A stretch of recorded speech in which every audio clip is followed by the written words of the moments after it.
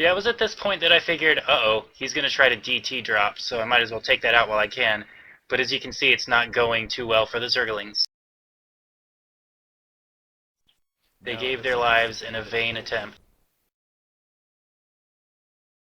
Now, a point of interest on this game that I've seen so far, Neko, you've got an Overlord chilling in the top right portion of his base, and it's gathering some pretty important information here. He, uh, I don't know what to say. He's got Cybernetics core up, so he's obviously able to make a Dragoon.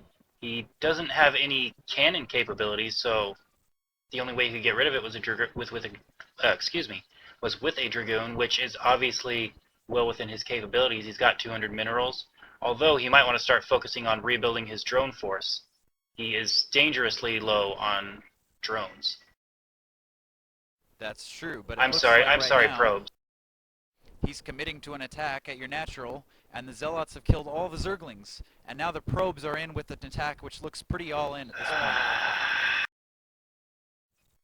And with only a scant four number, or a number of four Zerglings, he's going to take this expansion. It's at this point Unless that I he can should remedy notice something. at the top left, at the 11 o'clock base, you've now put down three, count them, three hatcheries. What's the idea there? Well, at that point, if you add up 369, I had well over 1,000 minerals. I figured I've got them, I might as well spend them.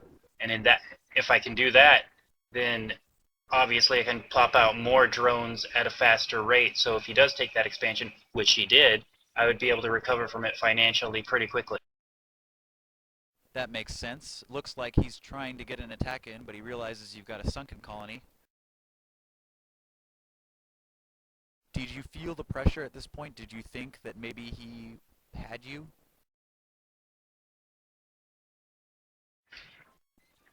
I would like to say yes, but not really, because I did have that expansion in the upper left-hand corner, so I did feel that the natural was expendable.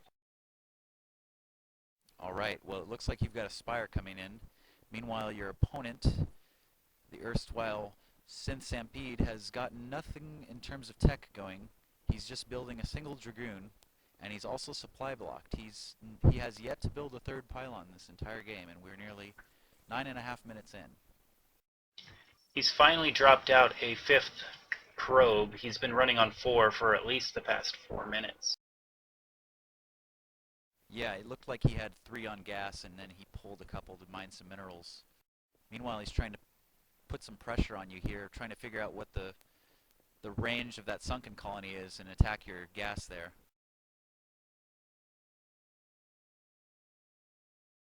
The interesting thing about Starcraft is that you don't really have a perfect idea of how much minerals and gas your opponent has, but you can kind of tell based on their spending habits what they have got in their reserves.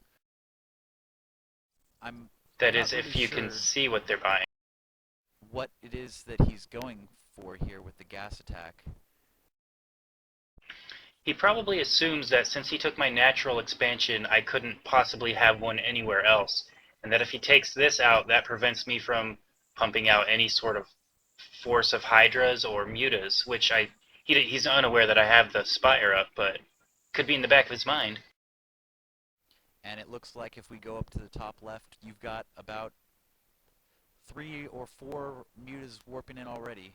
They're about to hatch, and more overlords are on the way to make room for what I'm presuming is going to be more mutas. If we look at the supply counts, At you're at 39, 46, and he's at 20. slowly rebuilding his economy, but at this rate, like I said, he just can't afford to keep pushing. Well, now your Hydralisk Den is under attack, and you're plopping down what looks to be 3 extra sunken colonies. Now, did you feel before you got these mutas out that maybe if he had committed with all of his zealots and probes that you could have lost the space? I felt it was a very real possibility, and it wasn't one that I could totally afford. I was fearful of it, but I felt that I could still recover from it. And it looks like now his zealots are falling prey to your Mutalisks. Zealot's being completely unable to attack or defend from air attacks, and his only Dragoon just now going down. Although it wouldn't have made a huge difference, I probably would not have sent the Dragoon closer to the Sunkens. It looks like he was going to try to build a gateway right outside of your main base and attack you just straight from there. That's where I pegged the pylon and just left the gateway to be.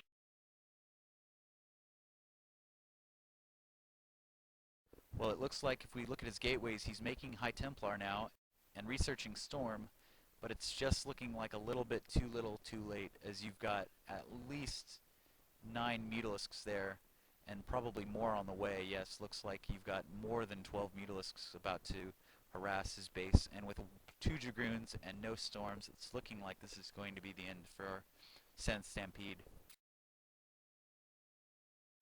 I must say he fought well, just not well enough. If he had had those Templars out a little bit earlier and Psy completed, he probably could have repelled this.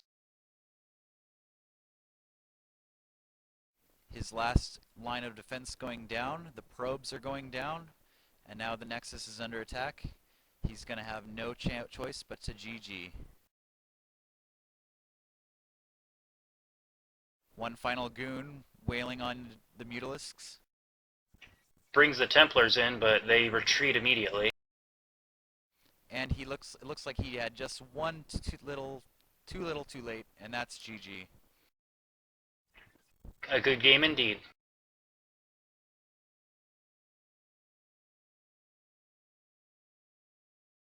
That's it.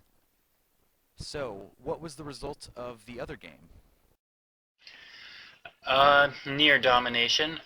I would go on to win the 2 out of 3 and proceed in the tournament.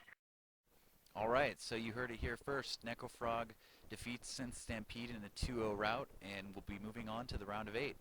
So congrats, Nekofrog. And this is Eddie Thank you, sir. Nekofrog signing out for now. We'll be on to the next replay.